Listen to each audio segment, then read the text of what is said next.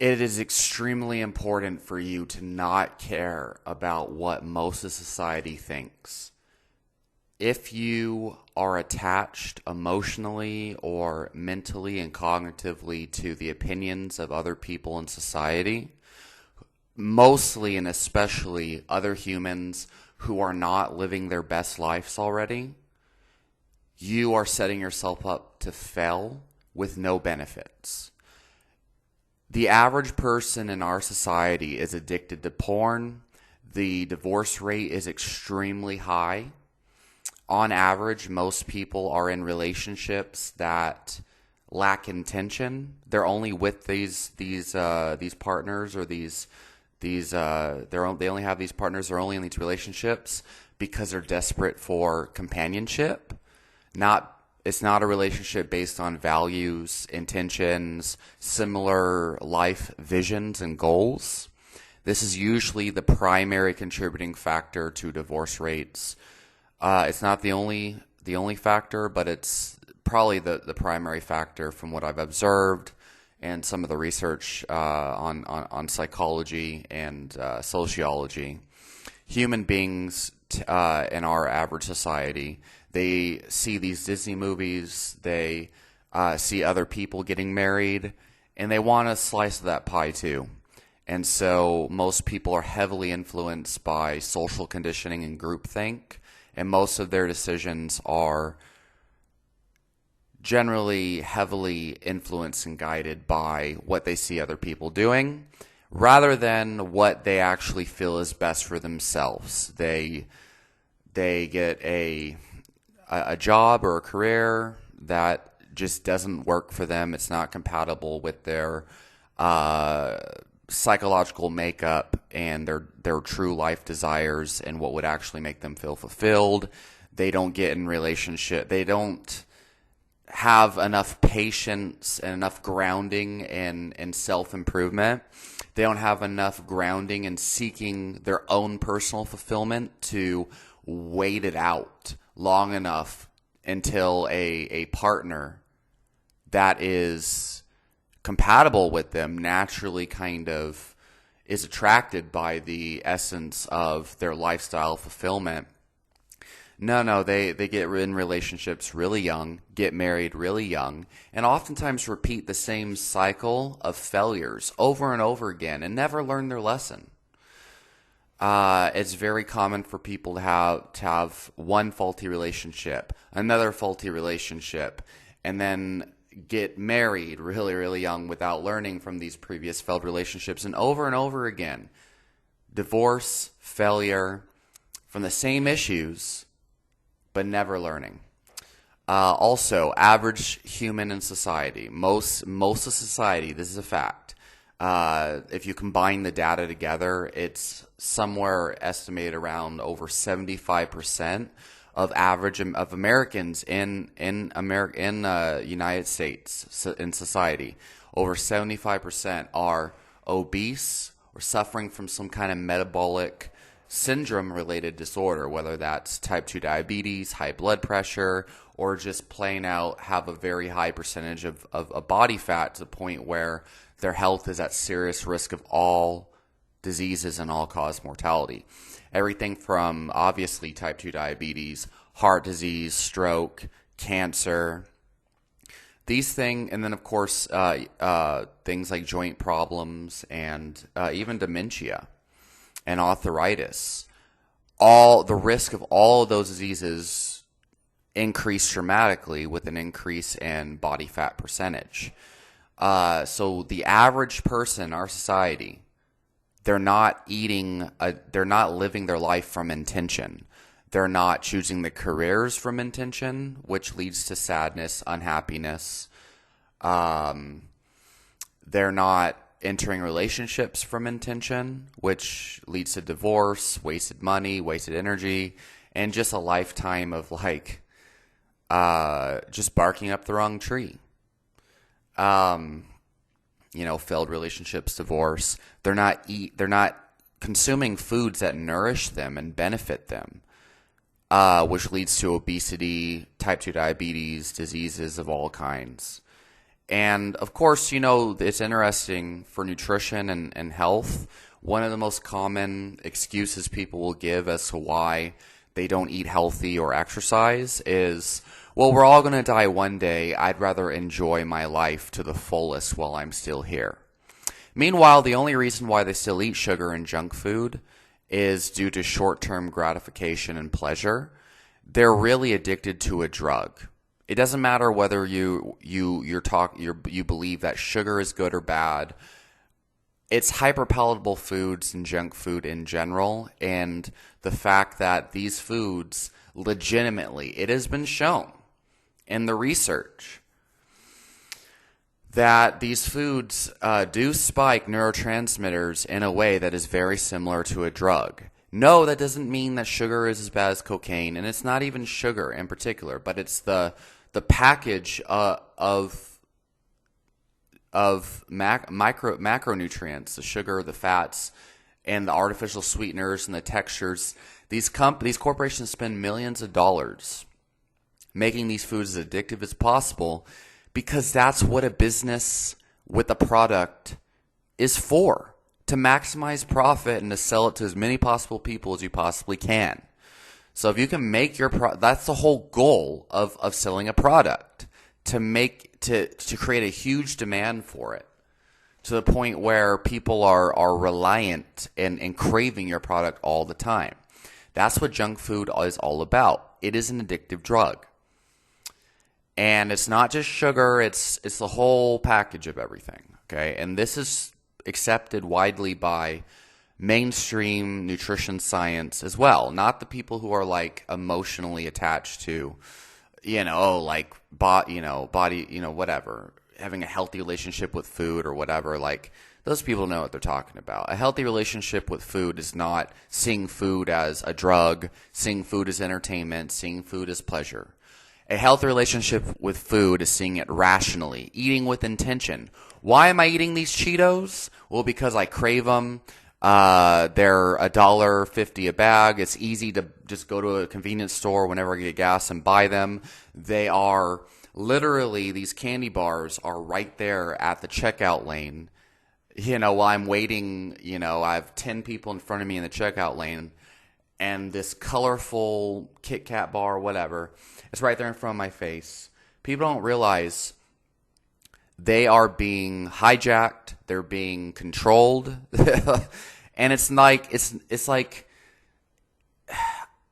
I don't even know how to explain the lack of awareness, but it's not like these freaking corporations are really evil per se. Not saying, sure, that's maybe part of it. You could argue, but like, does it really take that much special qualities, let's just put it that way, to recognize, hey, the only reason why I'm buying these candy bars is because they are being marketed to me. They are addictive. Everyone knows it, but people just don't.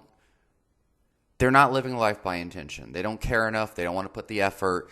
They're not even reflecting deeply enough on it to be able to see how their life could be way better if they just said no.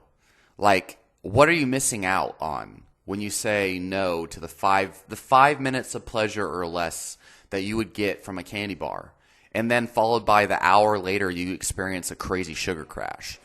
The thing is, most people will never know how much better life is when you live your life from intention, especially regarding nutrition. It's easy to see how amazing you feel, how much more amazing your quality of life is when you only eat meat, fruit, and tonic herbs, in my opinion, which is a healthy diet to me, compared to when I eat a fucking candy bar or I eat a pizza, which I haven't eaten a pizza in forever.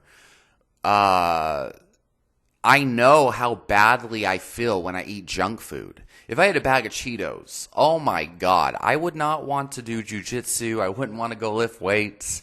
My stomach would be torn up, and I would feel like horrible, like brain fog, like in a haze for hours. But I only know that because I don't eat that anymore. Because there's contrasts now. I see that when I was younger and I used to eat bullshit, that everyone in society eats, okay? Even if they're counting their macros and stuff, they're eating bowls of cereal after their leg training. I mean, more power to them. When I used to start my day with that when I was younger, because that is marketed to our kids as a healthy breakfast. It's literally vitamin fortified sugar and refined flour, and it has a heart healthy label on it.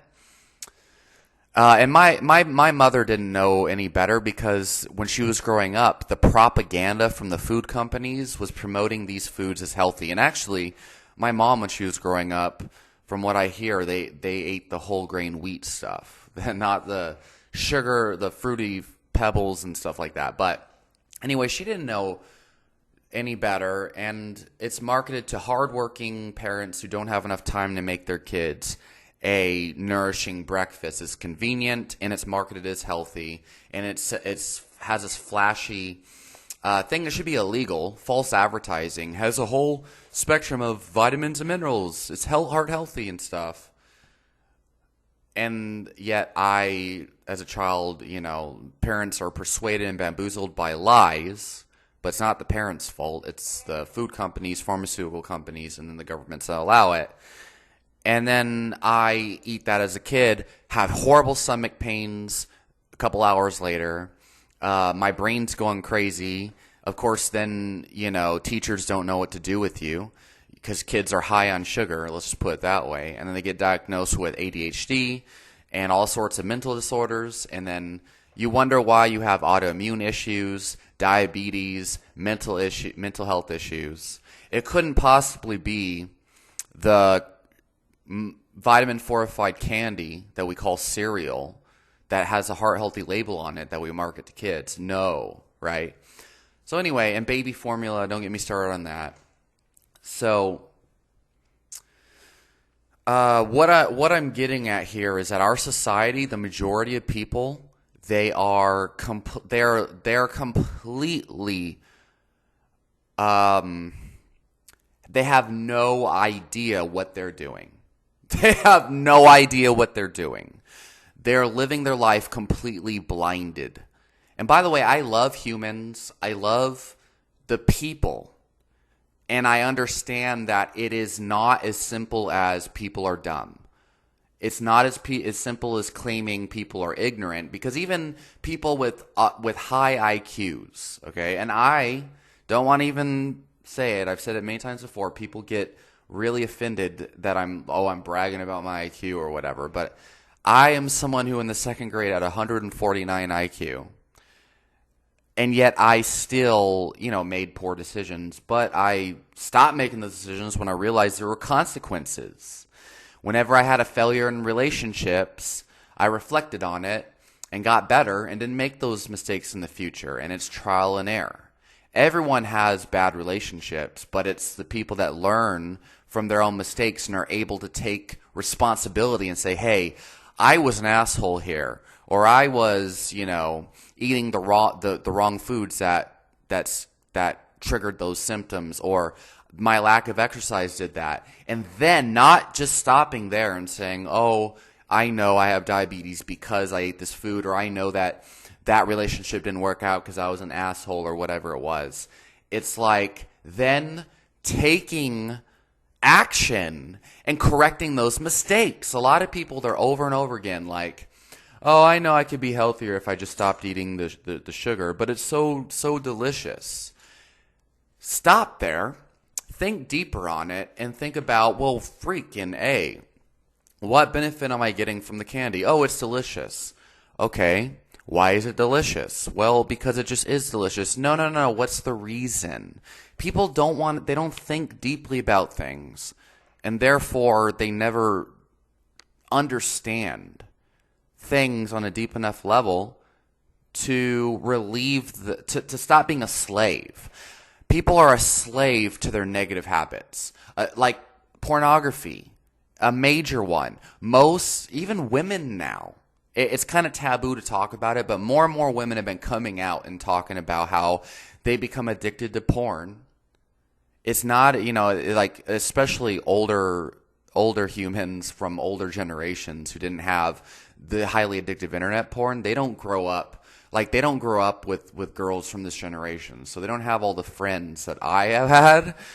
Female friends, even friends. It's not about, oh, these people are not good people or something because they were addicted to porn. No, I have known very high level humans that are very intelligent, of all kinds, very professional females, and professional men as well. People with PhDs, medical degrees, all sorts of stuff, who become addicted to porn. And what people don't understand, it's not it's, oh, I have addictive personality, or you got to be a certain type of person to be addicted to it. That is what someone says who doesn't understand the pharmacology of these things. Okay? Meth, the drug, doesn't suddenly become less addictive because you don't have an addictive personality. You realize how stupid that sounds? And then, of course, these people will be like, oh, well, meth is a different story. It's not. An addictive substance, regardless of who the hell engages in that activity. I'm going to calm down a little bit. I want to stay politically correct. Cognitive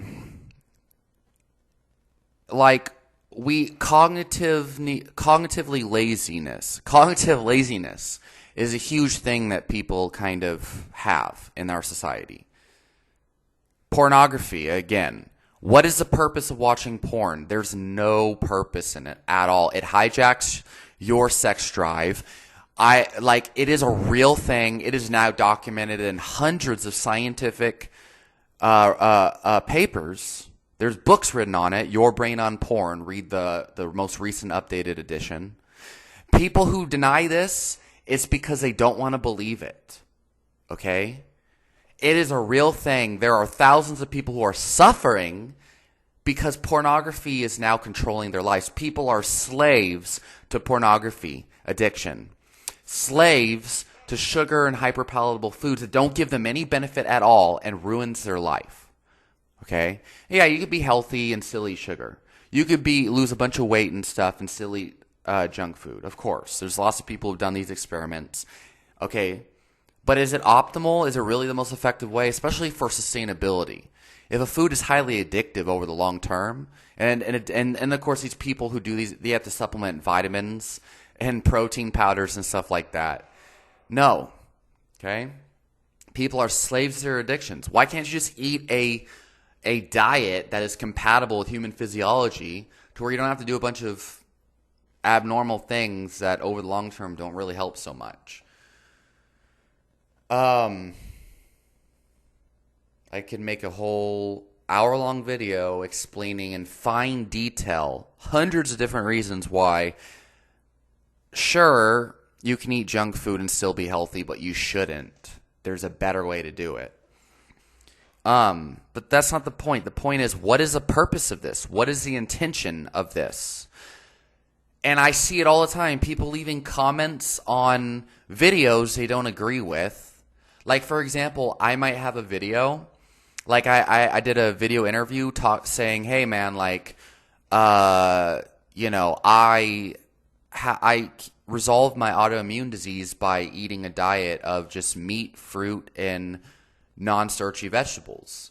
And then there's all these people in the comments who call me a bad person and tell me meat's going to cause me to go to hell and I'll never ascend to the spiritual realm. Like, legitimately, people say that. And it's like, okay, yeah, when I used to eat the way you ate, I was suffering from autoimmune disease. Now I resolved it. The point is, like, what's the purpose of, like, cussing someone out in YouTube comments? What are you getting from that? What is that person, what's the value for the other person? Anyone reading a comment that's just like you talking shit to someone on YouTube, no one gets value from that. So what's the purpose? Or when I make videos, informative videos like this one, if I have my shirt off, and people leave comments and they're like, why do you have your shirt, like, put a shirt on? What's the point of you having your shirt off? And it's like, bro, the whole point of this video is the auditory experience, what you're listening to, my information, not what I'm wearing. Okay? Yeah, I would expect someone to say that who's wearing a AEW wrestling shirt. Like, bro, there's like no point in you focusing on that at all. The whole purpose of this whole video is that every single thing I've mentioned so far has one of the multiple things in common, but the biggest one is a lack of intention. Okay? And so, look, I've made videos about the law of attraction and focusing on what you want in your life. Like, what do I want in my life? I want health, happiness, success, vitality. Okay? Fulfillment. Am I going to, like, what place does talking trash to people in the comment section have to do with that? Not much. What about me? Who, if I found something that worked, my meat diet, right? And it works for me, and it works for all my clients and everyone else that I talk to, and it's customized to the individual. What value do I get from going on vegan videos and telling them how their freaking audience is full of crap or whatever? I don't go to opposing belief communities and tell people they're full of crap. These days I might see a meme about vegans and think it's funny, and I might post it on my social media, but then I'm like, it's kind of, what's the point of that? People are getting offended. You know, it's like, I delete it because I'm like, it doesn't make any sense. Why am I even, what's the intention? And this is important. Let me drink my coffee real quick.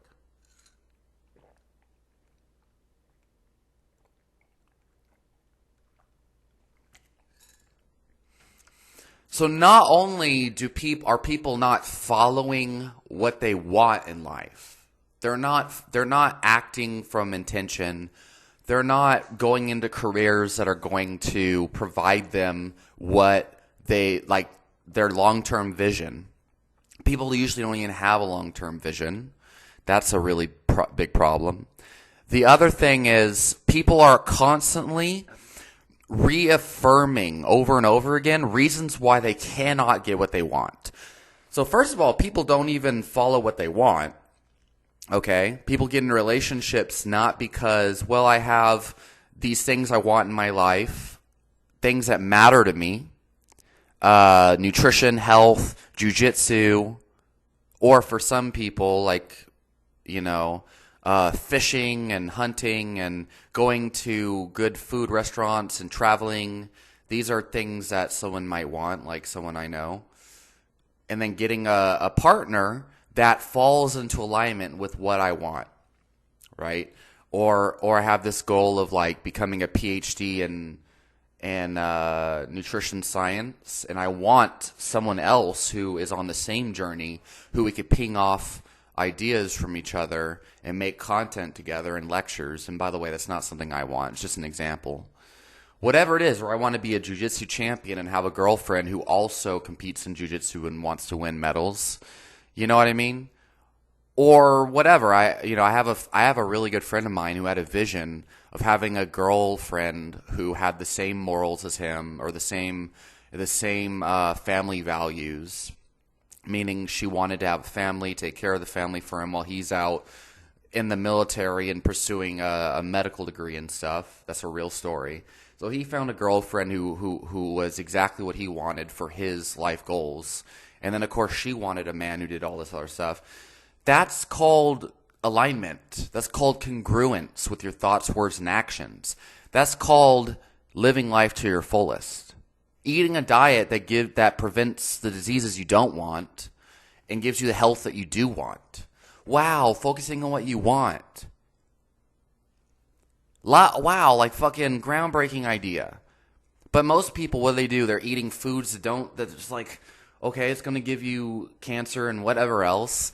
Not really, you know, it's just, you're just constantly like getting that hit of dopamine. That's the only benefit you get.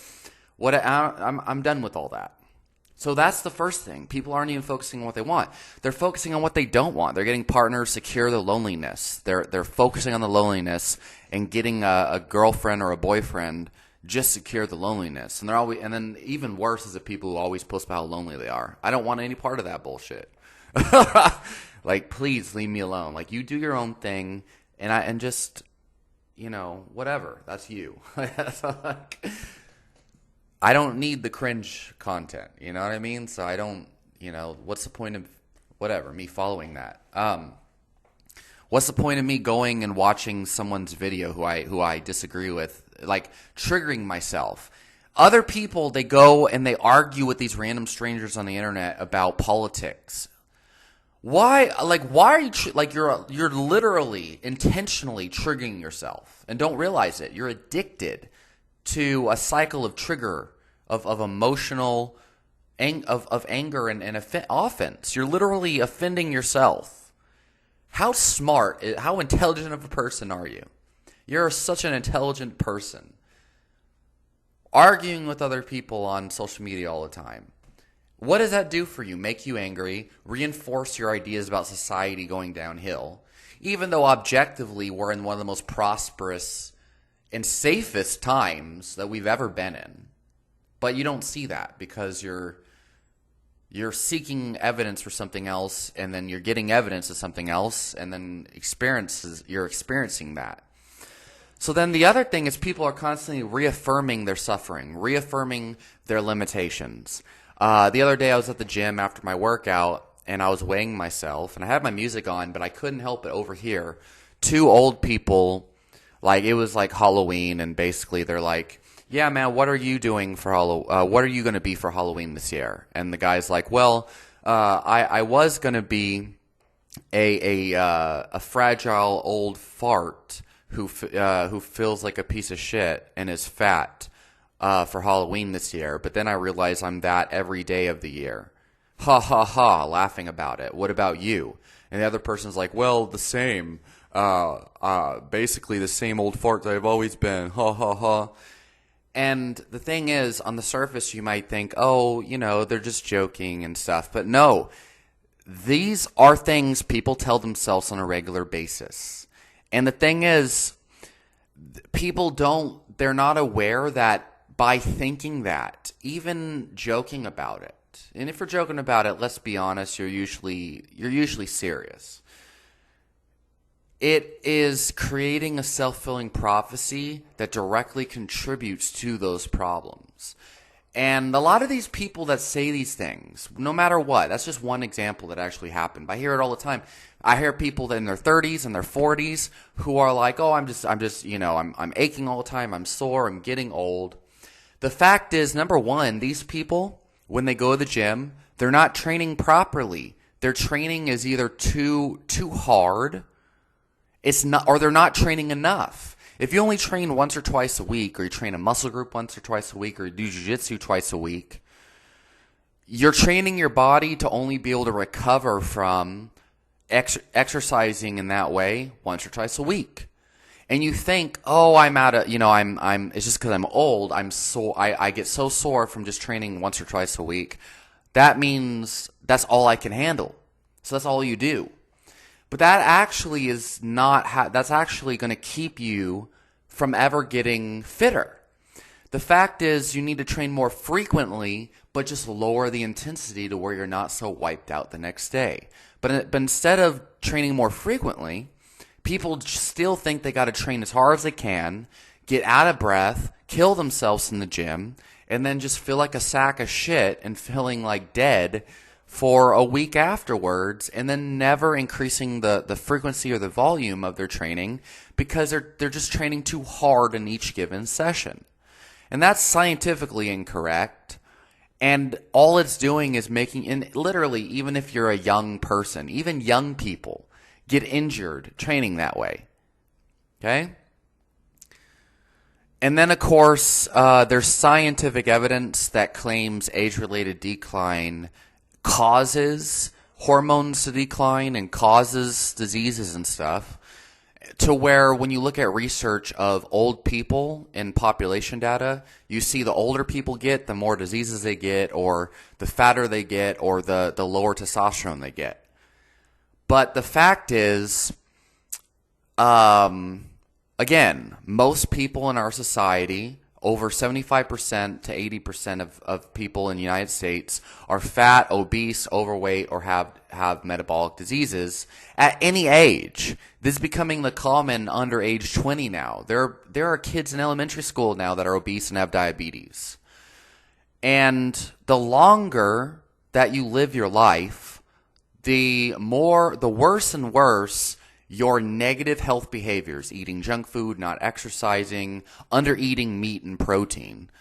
The longer you go doing those negative behaviors, the worse and worse your health will get over the years.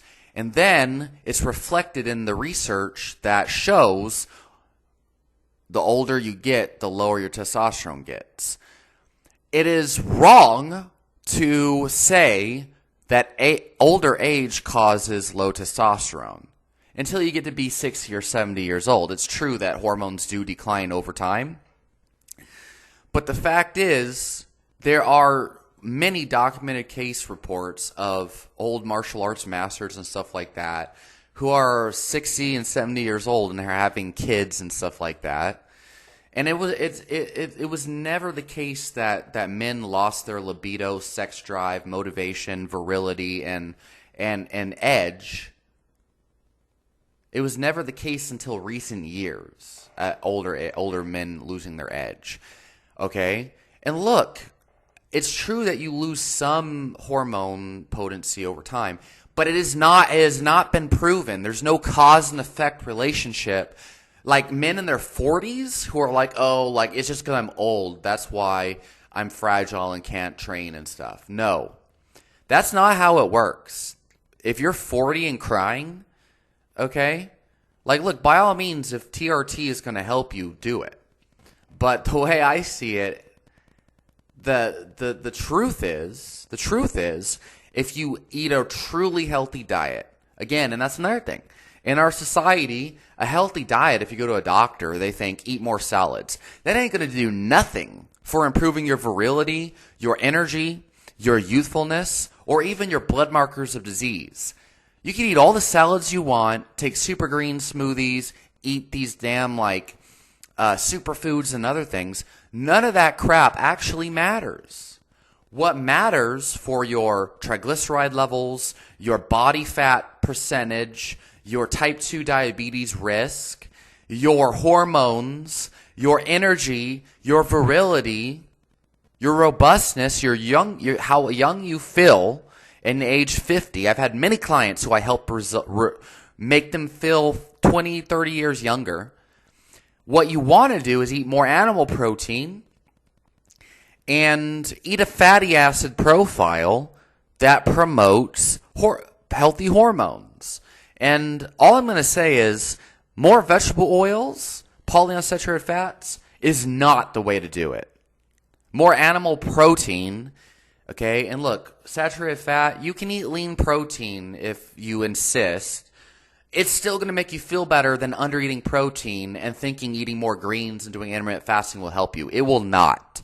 You need to lift weights, eat more animal protein, and if you're concerned about cholesterol levels, LDL, saturated fat, just eat lean protein, but eat enough. 1 gram per pound of ideal body weight. That means if you are 400 pounds and obese and your desired goal weight is 180 pounds to be healthy, eat 180 grams of protein every day. And just restrict your energy intake to where your body starts to eat its own body fat for energy, to put it unscientifically for the average person to understand. Okay? There's no excuse for having unfulfilling relationships. If you want a good relationship, you can get it. But you need to do some very deep and thorough self-development work and reflection on who you are first. There is no excuse for having a career that's not fulfilling, unless, of course, you're in a really bad financial situation, and the only way out is to tough it through in a job you don't like to be able to afford your housing and rent and food and stuff in the short term, to be able to eventually execute a plan to be able to make enough money to thrive and feel fulfilled in the long term. Okay?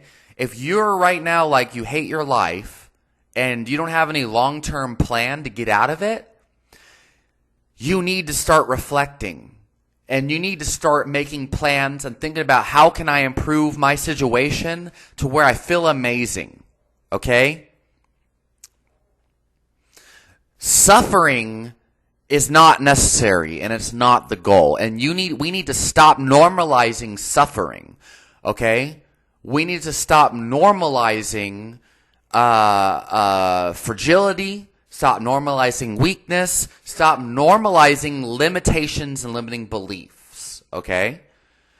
And speaking from someone who was in and out of mental hospitals when I was under the age of 12, okay, and was diagnosed with severe mental illness that I've been since, by a psychologist when I was 21, told me that I'm definitely not, basically reverse the disease, basically. Let's just put it that way, okay? Told I could never live a normal life when I was very young, okay, by a very famous psychiatrist, actually, okay?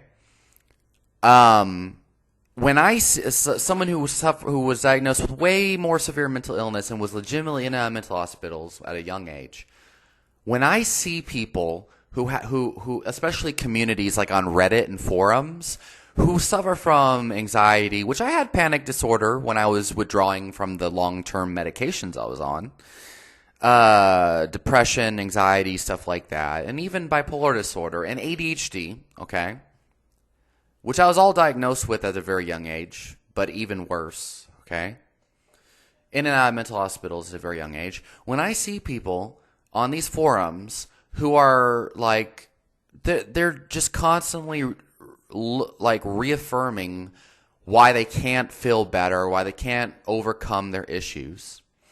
And I see people who will come into these communities and say, hey, I resolved my decades of chronic extreme depression. Here's how I did it. And they give, like this diet they followed, these supplements, these mindfulness techniques, whatever. And then I see all these people say, oh, that's great that worked for you, but sounds like a placebo effect. It's great that it worked for you for 10 years, but let me see you come back in 20 if it's still working for you. It's really common for people to say they found something and be really excited, but then it turns out that it was a placebo and it's all wrong. People are just looking for a reason to stay stuck in their suffering. That's what I see. Coming from someone who was diagnosed with several severe mental illnesses at a very young age, and then 10 years later saw a high-level psychologist who told me I was good and that I definitely don't have those issues. I'm telling you right now, if you believe that you are doomed, you will be doomed. You need to, it's okay to be on medication if it's helping you, especially if you're suicidal. Do not just go get off medications, but work with a doctor who believes that if you put effort into it and you really try, that you can overcome it and get off your medications. Find a medical professional who's willing to help you get out of the suffering and stop. And if your medical professional's like, you have Crohn's disease, chronic digestive disorder that has been shown to be aggravated by fibrous foods. Oh, no, diet doesn't play a role. In fact, the more plants you eat, the better. Okay? You're going to be on medication all your life. You need to get surgery for your colon, to remove your intestine. Get away from that doctor. Go find you a doctor that's actually educated in the nutritional factors that aggravate the Crohn's disease. Okay? Same thing with autoimmune disorders, fibromyalgia, multiple sclerosis, even cancer, and definitely type 2 diabetes, okay? We need to stop looking at other people in our society who are suffering and taking advice from people who are suffering, especially a lot of these YouTube, these social media people you see these people who make a career out of self-improvement advice, and they don't even have the only money they've made is off of selling overpriced coaching sessions and whatnot. They don't have any real success in their life that they built themselves outside of selling their gimmicks of self-improvement. Or like these law of attraction people who literally make money off of talking about law of attraction. Okay? Follow people who have created success in other areas. Won gold medals as athletes. Conor McGregor, for example. People who have done really good in sales and personal training, coaching other athletes, whatever it might be. And learn their secrets. Someone who has legitimately had real success in their dating life, and then study what do they think might have contributed. And oftentimes they might not even know because it's so natural to them. You have to understand, and then the other thing is, it's kind of hard. So for example, in health, when I first started, I used to think all these raw vegans were the epitome of health because they turned the color and contrast up really high in their videos so you couldn't see their acne and their unhealthy complexion. A lot of people these vegans are glowing, oh my God. And it turns out they have plastic surgery, fake noses, fake boobs, and some of them have abdominal implants, like Liver King, for example. He's a carnivore guy, and he's on steroids. And then they edit their videos to make it look like they're healthier than they are. And then they lie about their health.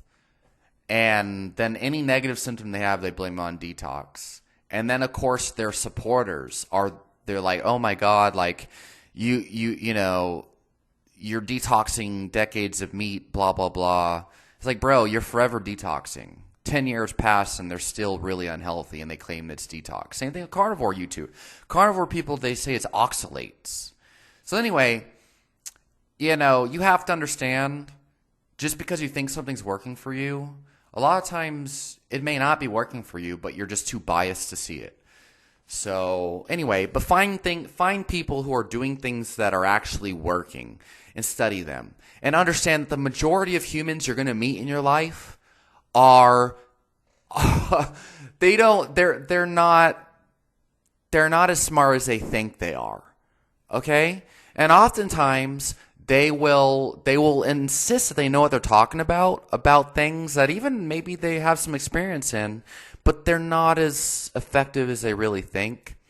And a lot of times they might be giving advice because they have emotional baggage that they're reacting from. They have pain, and it's really a pain body. No, I'm telling you, the way you're doing it is wrong.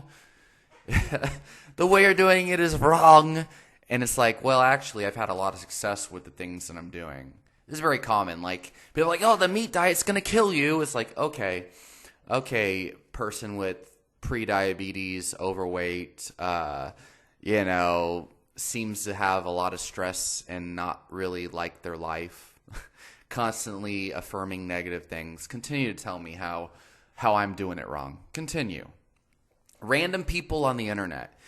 Engaging in arguments with random people on the internet, okay, who don't have videos and subscribers especially, okay, don't have a profile image. And random people on the internet will leave me comments, oh, law of attraction's bullshit, blah, blah, blah, blah, blah. Or oh, you should train high intensity training, blah, blah, blah. It's like, meanwhile, they're a beginner and they're just convinced and bought into something. They've only been exercising. People who will learn about nutrition for a year and then talk to someone like me who's been in the game for over 10 years and have solved all my problems. You shouldn't eat meat. Meat's going to kill you, blah, blah, blah. Bro, I'm still waiting. Resolved all my health issues, feel amazing. I'm still waiting. Oh, you should train to failure and you should kill yourself in training, blah, blah, blah. Okay, I won gold medal, feeling amazing, gaining strength. Don't do Bulgarian method. It's going to kill you. Blah, blah, blah. Eventually it'll catch up to you. Eventually you have heart disease. Eventually you'll have scurvy. Blah, blah, blah. Still waiting for that, for your negative nonsense to hit to work. And then the other thing is there will be gurus out there who have gotten success even. There's powerlifting gurus who have deadlifted once a month or something and won world records. But they're always really, really sore. they're injured all the time because they kill themselves in that one training session and they're not training optimally. It's like, okay, that method might work for you. That raw vegan diet, it might have reversed a certain disease but caused another one. And you just may not realize that if you ate meat instead, there's a better protocol where it's even better. Or like, some of these powerlifting gurus, they're lifting once a week or whatever, and then dying or whatever, but still winning world records. You might get even better strength gains and especially better recovery if you train more frequently at a low intensity. Or these, whatever. You might have won a gold medal in jiu-jitsu and your training might be suboptimal. It might work enough, but you might get injured a lot and stuff. Maybe there's a better way to get good performance and not injure yourself. But like people focus too much on, well, that works for me. Like, okay, well, check it out. This method worked for this other person and they didn't get injured. Look at George St. Pierre and all of the people who trained under his coach, Faris Sahabi, who also trains with John Danaher, and they're kind of a close clique. They're able to prevent injury and be the highest level athletes in MMA and grappling, but they don't train like insane all the time. So anyway, I'm just saying you have to be very careful with, you have to understand most people don't know what they're talking about. Yeah, so hopefully this made sense. I'll talk to y'all next time.